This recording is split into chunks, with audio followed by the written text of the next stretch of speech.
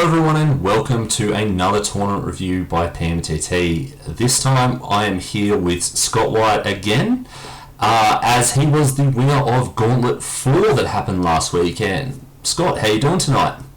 Oh, I'm good, mate. How are you? Yeah, I'm really pumped. I've got a tournament this weekend, spent the whole weekend smashing together my army to get it all painted, so I'm absolutely pumped to go play in a tournament rather than run one for once.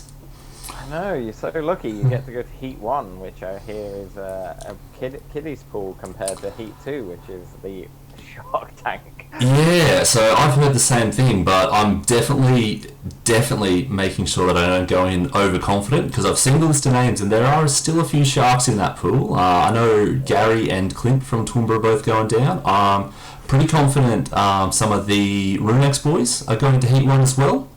And I think a couple of the other Brishammer guys are going as well. So it should be an awesome weekend that I am really pumped for. But enough about me. Let's get back to you. So this is your second time on our tournament review show. Just casually flexing. You're the first person that's been here twice. But the reason that you're here tonight is because you won Gauntlet 4. Congratulations. I did. Thank you very much.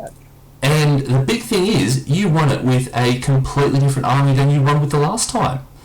So we would love to get your opinions and your thoughts about why that is and why this army did well as the other army, and what are the similarities, what are the differences, why do you think, apart from your own generalmanship, why are the other reasons that you did well? So before we get into the deep dive of that, I'll just do a quick run through on the other people who did well at that recent tournament. So in first place we had Scott with Daughters of Cain. In second place we had Jacob with his Stormcast. Third place we had Barry, also with Stormcast. The best sports was won by Jordan, and the best painted was won by Gabe as well. It was an absolutely awesome tournament. I really enjoyed running it. We did have some technical difficulties, which meant that I got to do the entire thing by hand, which I haven't done for a while, so that was just a good refresher on how all the systems work. Scott, apart from your games and winning it, what else did you enjoy about the day? Oh, it was an awesome day. I knew Gabe was going to win Best Painted because I picked him up in the morning because his ride had bailed, and so I went to pick him up. He pulled his army out to put in the boot of the car, and I was like, oh my god, that is stunning. Yeah. Like the pink Slanesh was just amazing, but the day was just so casual and nice and relaxed, and you could tell everyone was there just to have fun and try new lists out or try new armies out.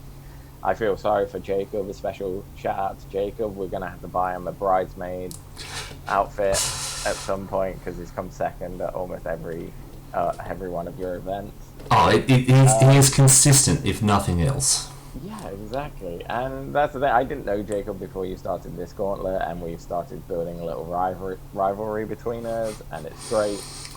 And that was what the whole event was about. It was like people just coming in to play some AOS 3, have some laughs. I know Clint was coming back to AOS 3 to play some games, and so it was just really nice and casual. So just quick shout out to yourself, because if anyone out there listening is looking to jump into the tournament scene, these events are perfect for it. Yeah, and that's what we're trying to do with the Gauntlet series. So I'm assuming everyone who's watching this has already seen the other videos, so they're sick of me telling you about the Gauntlet. But it's a series of tournaments we're running in southeast Queensland, throughout Toowoomba, Brisbane, and the Gold Coast. Just easy entry, 1 days, 2,000 points, 3 rounds, nice, simple, fast. And it's just to get people out there, to connect the communities. Like you said with Jacob, you only met him since we started running the Gauntlet series. So it's just to introduce players, grow the scene a bit, and to just get more people into the hobby, because the more people into the hobby, the better it is for all of us. I know I want to also shout out Jacob for coming second again, but I played him in the bye round, first round, and it was a fantastic game. I had a great time. The other shout out is Barry, who came third, who has come to every gauntlet so far, and has been just progressively just getting better and better and better and better, and now coming in third. I'm genuinely scared that next Gauntlet he's gonna be second, and then he's gonna get first, and then he's just gonna snowball and take everyone by storm. So it's possible. It's entirely possible. Like you said, he's getting better everyone he comes to. So he's one to start looking out for. Yeah, definitely. But back to Scott, who took it out, number one, the best of the best. Run us through your list. You were running Daughters of Cain on the day? Yeah, unfortunately so. And I say unfortunately with a caveat because I had literally just finished painting 2,000 points of Fire Slayers. I was so excited to bring them to the army. All I needed was the FAQ to drop. Lo and behold, Games Workshop failed their 4-week promise and still no FAQ. So on the morning of, I got up early to drive and pick up Gabe, and I put the Daughters and the Fire Slayers in the car, and no FAQ by the time I got there. So I was playing Daughters. And so my thoughts behind the list were, if I can't play Fire Slayers, which is what I truly wanted to play, then I would take a list I have enjoyed playing, and it will probably be the last run out of this list before the new book, which is, of course, Marathi and the Bow Snakes. Yep. It's very infamous list. It's very strong. It's probably not as strong as it once was with the shifting of the meta, but I wanted to see what I could do with it playing at a serious level, because as I have started working in the shop recently, I've noticed that I have started helping my opponents more than I should if I want to, do well in a tournament.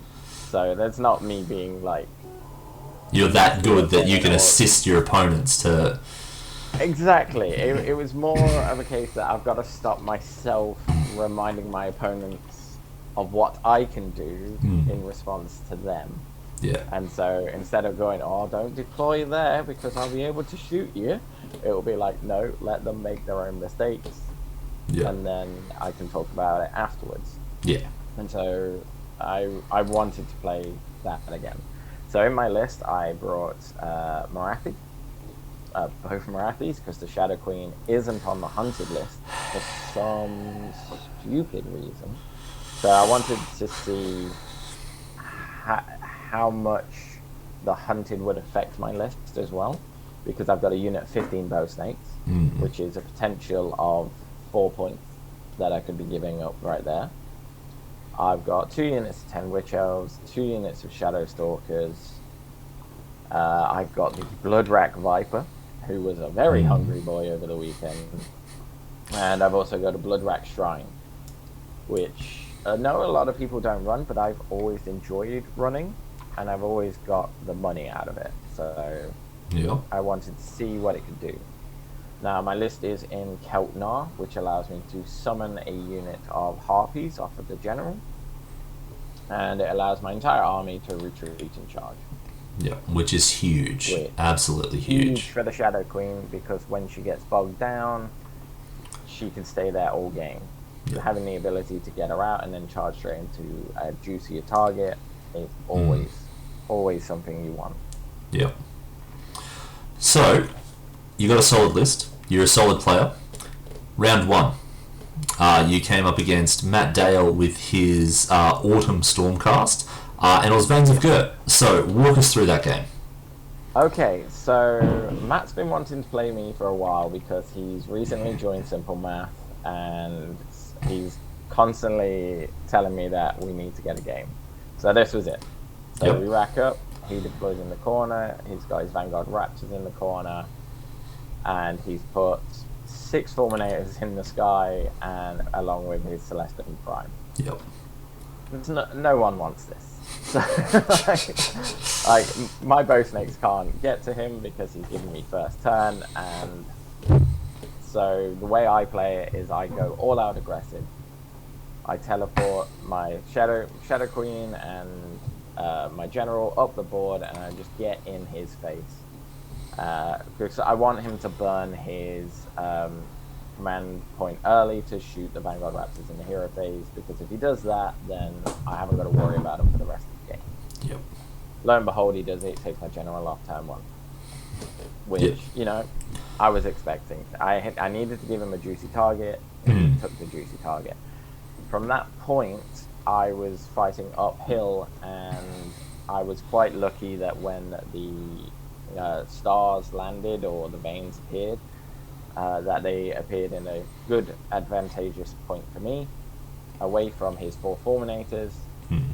And he then spent the rest of the game sending those fulminators up the board, but they were gradually getting eaten by my blood viper spell. Yep.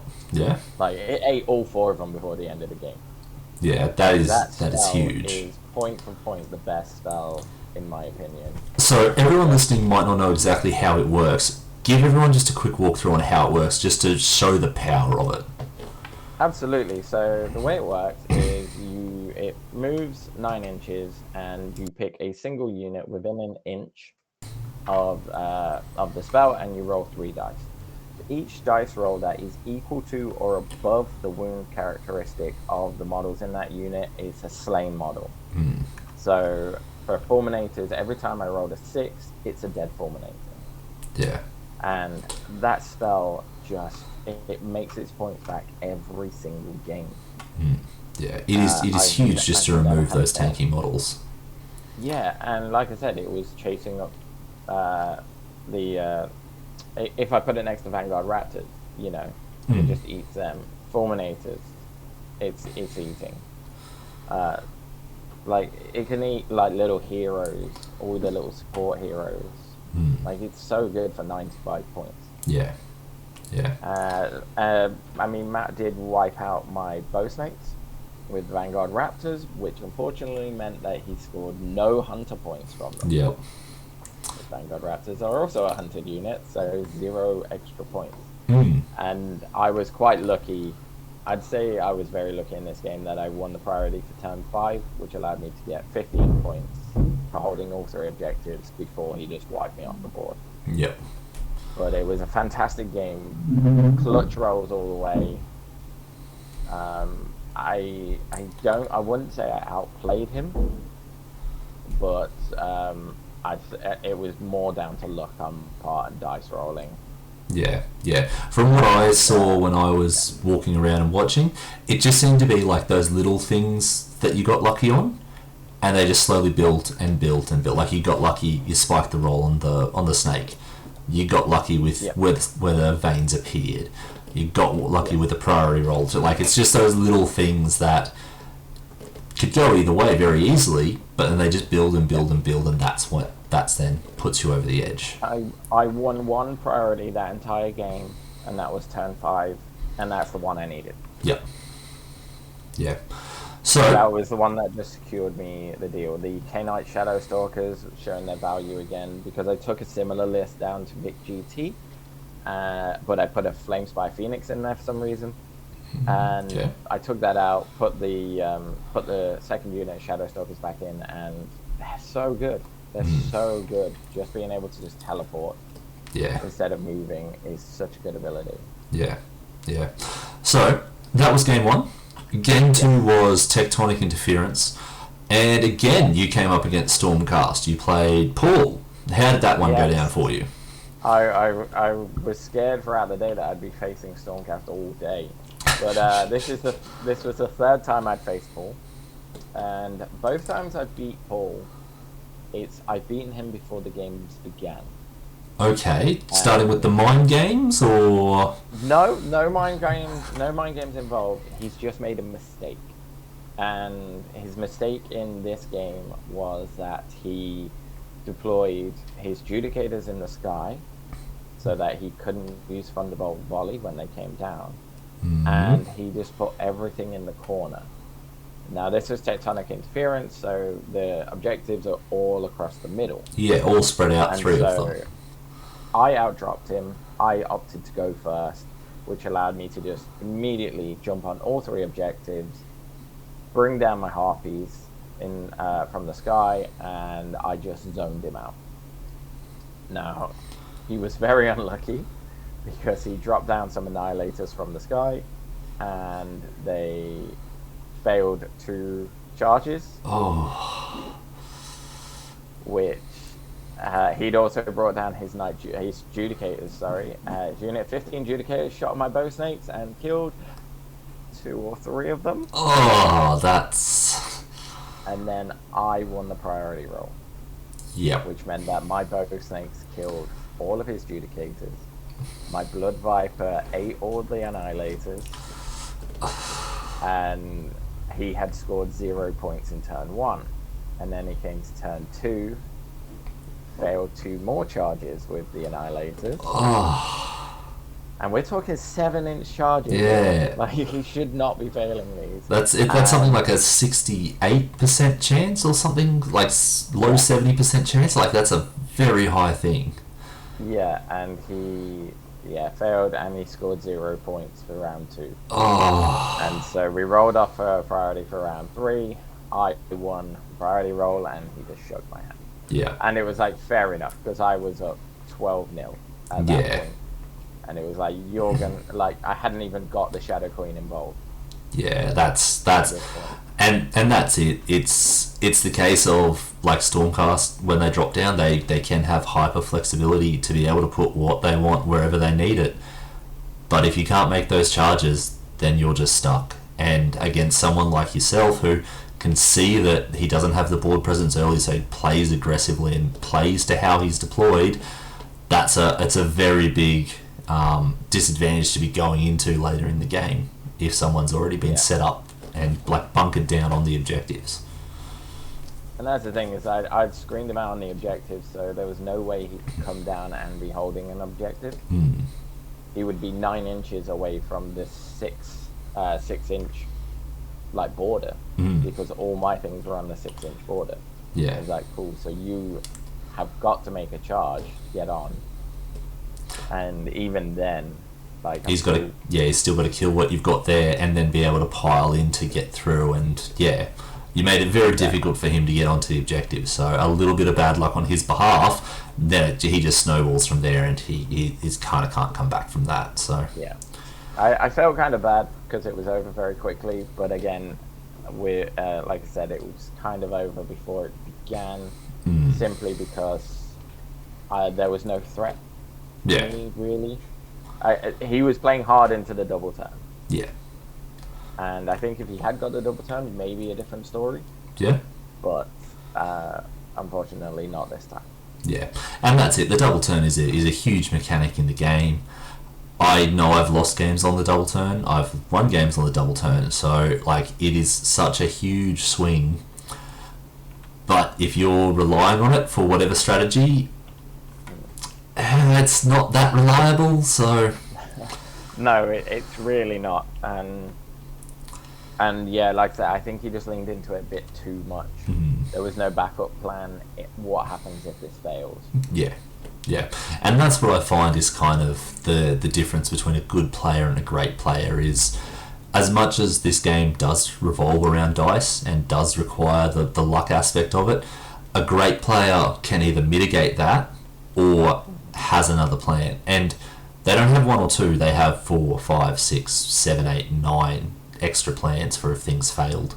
I know I've lost games previously because I had 2 2+s for an ability and both of them failed, and I'm like, okay, that's it. I've only got those 2 things. I've just lost the game because I rolled 2 1s. And that's why I am not a podium player at a lot of big events. That's why I'm a solid X and 1, X and 2 player. That's what I'm working to improve on. But enough about me. I can talk about my losses for the entire night. I also find that the better players will plan for the double turn the opposite way. So they assume they're going to lose it. So yeah, so they will set up their army, or they'll move, or they'll deploy in such a way that if they do get double turned, that it's not that bad for them. Or they've planned for it, or they want you to get the double turn. Because then you've got to spend another turn just moving or doing barely anything, and then there's potential for them to go into the double turn. Yeah. So, you're 2-0 at this stage. I Round 3 rolls around. It's Apex Predators, and you come up against Gary with his Soul Blight. Walk us through that game, because it looked like a lot of fun when I was watching it. I've never played Gary before. We've been to a lot of tournaments and we've never managed to play each other. This was one of the most fun games I've ever played.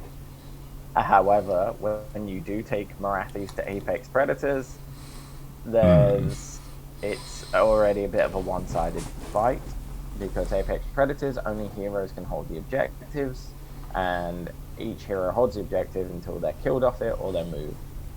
Now, me and Gary were both 2-drop. I won the roll, which meant that I took first turn, and I immediately put Little Marathi on one objective and Big Marathi on another objective. Cool. They are there until turn 3, at least. And you cannot score those points, because I've got them. He also made a bit of a mistake that he deployed Manfred in Bowsnake range. Yeah, that's not a great move. Manfred was dead by the end of turn 1. However, we just laughed the entire game, because we both had pretty awful dice rolls back and forth. We were both doing different tactical shenanigans to try and get each other off the objectives. I couldn't kill his Vampire Lord on Zombie Dragon to save my life. But it was so much fun. Because we had you and Brady next to us, just prodding Gary the entire time. There is nothing more fun at a tournament than heckling your friends. Exactly. Because you know exactly what sets them off, and you can just prod them until they just explode at you, and it's just everyone just has a great time. Yeah. And we just had an absolute laugh.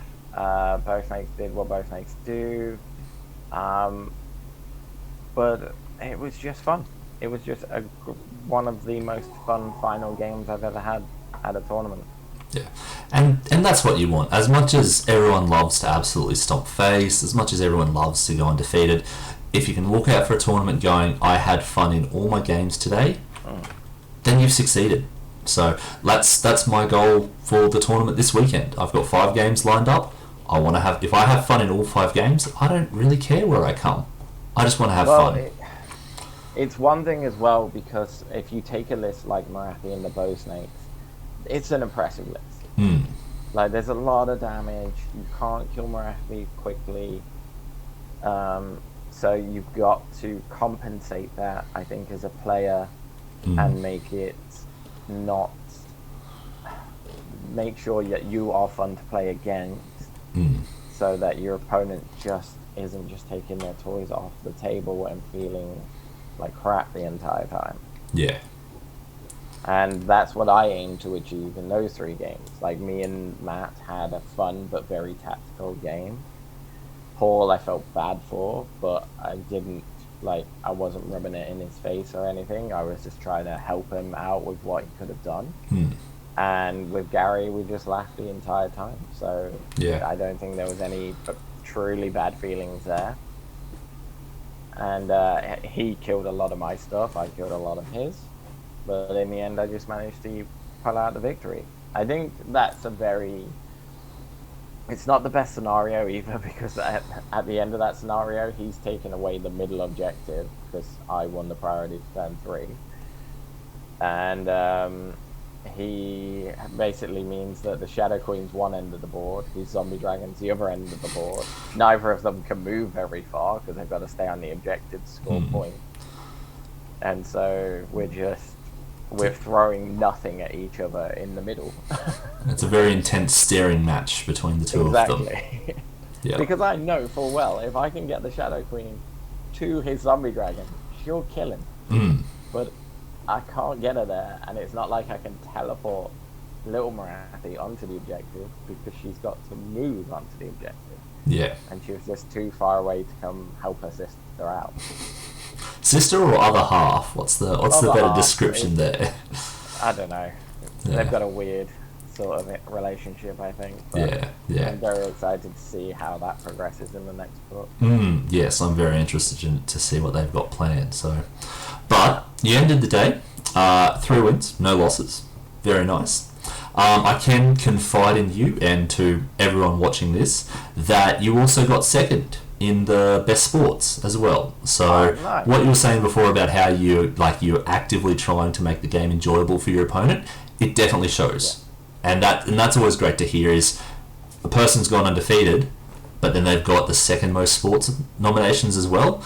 That really means that like the person that you're dealing with is a all-round, is a good person for the community, for the tournament, for the scene. So congratulations for being one of the better players, people, painters, everything, Renaissance men in the local area. So well, thank you very much. Yeah, I think one of my favorite parts of the day is I was playing Gary and I just overheard Matt talking to you, and he said, I just overheard him say his game against me was one of the best games he'd ever played. Mm. And I was like, that's what I want to hear. Yeah. When I go to a tournament. Yeah. Like, I want to know that I gave people good games. Yeah. And that's all that we can ask for. So hopefully all my opponents next weekend are as gracious, hopefully not as skilled as you. Because I'm not sure if I'd be able to stack up. Oh yes, we definitely do. Hopefully, I'll be seeing you in the finals for the GW heats. Hopefully. But the reason I really wanted to talk to you was you've won 2 events with completely different lists. You won Gauntlet 1 with Stormcast, and now you've won Gauntlet 4 with Daughters. Yeah. What do the 2 lists have in common, or what aspects of them make them winning lists? So the things that they have in common are that they're very quick, maneuverable lists. So getting across the board, putting threat on your opponent, or grabbing an open objective is very easy for those lists to achieve. If you listen to a lot of the good players, they will tell you that movement is the key to winning Age of Sigmar, and they're absolutely right. So if you can put enough, like it's all good having a unit of Vanguard Raptors that sit at the back shooting, but you've got to have something that's going to be able to go and grab objectives as well. Yeah. So in my Stormcast list, I actually didn't have Vanguard Raptors. I opted for Fulminators and just 2 Stormdrake Guard, and the only reason the Stormdrake Guard were in there was because they're so quick. Yeah. Because if there's an objective that's open, they can just run over and grab it. Yeah. Now, both lists do have heavy damage output as well, and if they do get the double turn, they will hurt a lot, because I will be able to take out at least 2 key pieces of your army in order to like cement my position. Yeah. Yeah, it's not just a movement game. It's not just going and grabbing stuff. You've got the damage to push through other people holding it, or to cripple the kind of the counter attack if you do hold something. Yeah, Fulminators just hit really hard, and so does the Shadow Queen. So if I need something to go in and punch something hard, I do that. The difference between the 2 lists is that the Daughters of Cain is a lot more fragile, but is a lot more controlling. Okay. So they have the bodies and the maneuverability to control the board, to control the objectives, and the threat range to zone out an opponent. Like I said, my second game against Paul, I didn't do all that much damage. Really, it was more that I was holding all 3 objectives and I was just refusing him the opportunity to score. Yeah. Yeah, okay. And that's what I love about that list. That list plays to my style a lot more than the Stormcast list, because I found the Stormcast list a bit more of just a blunt instrument. Yep. But it does it very well. Yep. Yeah. Oh, that's it. Like Stormcast, I'm doing up the stats for the first 4 rounds at the moment. I'm going to release some after the next one. But Stormcast they're the most prolific army out there, but they're all doing quite well from a range of players as well. Like you've got guys like Dave Kerr who are exceptional players, and he does well with Stormcast. Then you've got other guys like Paul and Barry, who this is kind of their first real venture into the wider community, and they're not as skilled as Dave. Very few people are, but they're still getting better and better and better with the Stormcast as they learn the ins and outs of the army. One thing that I want to mention about Stormcast is at the most recent one, there were 4 Stormcast players, but all of them were running slightly different lists. One list had dragons and raptors, one list had fulminators and raptors, one list had 3 chariots, another list, Paul's list, had annihilators. You can see just the depth of the book, which is good. It's not just a single cookie cutter list. Yeah. So to sum up kind of the similarities between the two of them, you've got that mobility, you've got that control, you've got that damage output. Which of those 3 do you think is kind of the most important at the top tables? I think when you get to top tables, it comes down to board control. Okay, so being able to zone out your opponent, control who gets to the objectives, who's fighting where, that kind of overall control.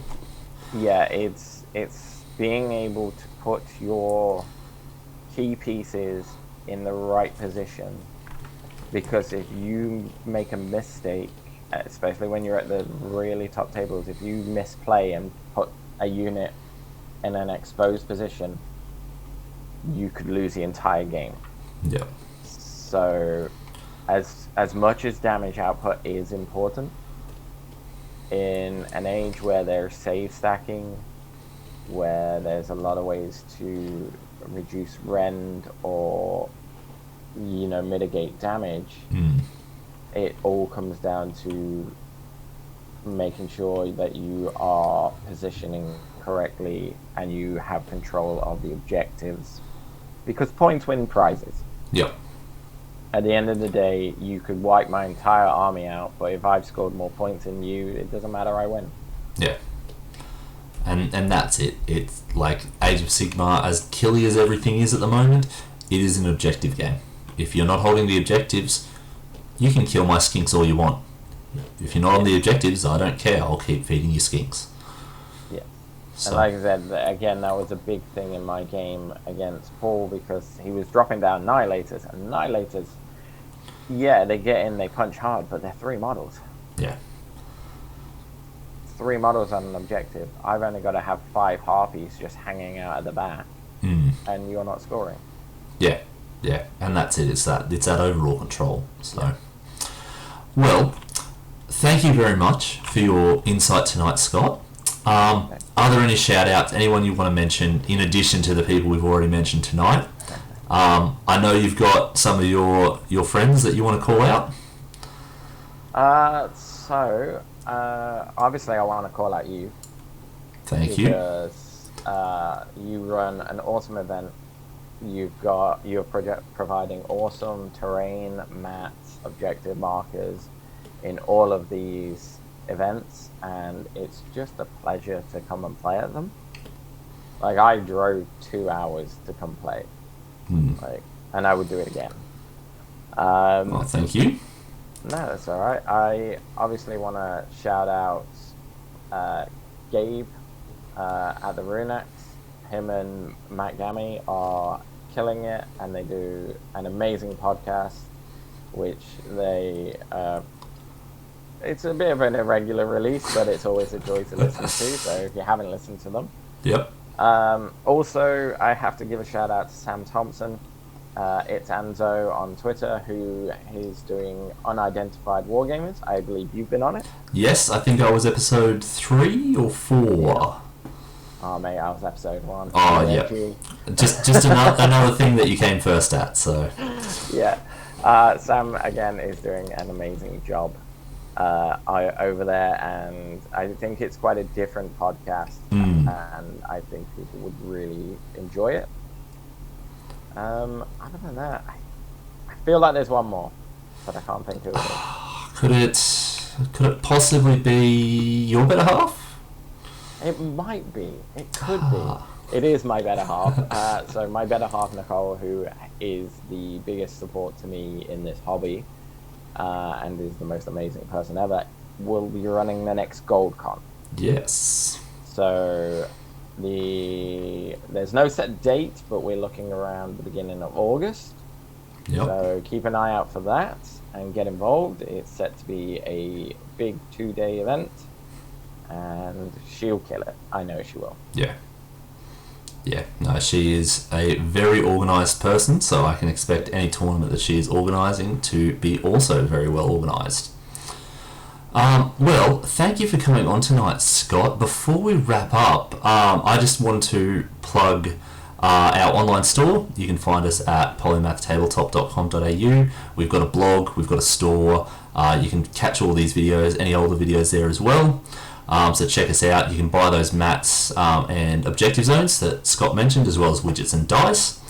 Check us out on Facebook as well, just at Polymath Tabletop. Once again, we try and do Work in Progress Wednesdays. We do occasional other posts, but mostly we're just trying to plug kind of our content creation. So thank you everyone for listening. The only other thing I wanted to mention, and part of the reason I got Scott here tonight, is the next Gauntlet. It is on the 14th of May down at Scott's home turf at Irresistible Force down at Burleigh.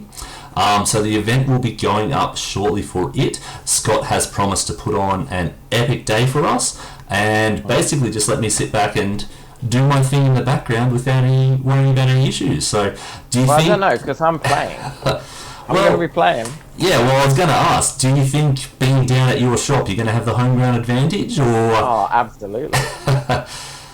Well, excellent. You have promised me that it's going to be a fully sold out tournament, so a full 24 players, which will be nice. I know some of the other guys down further south have already hit me up and said that they'll be coming to it, and to let them know as soon as the event goes up. So join us down at Burleigh on the 14th if you're in that area, or if you're after a couple of awesome games at AOS.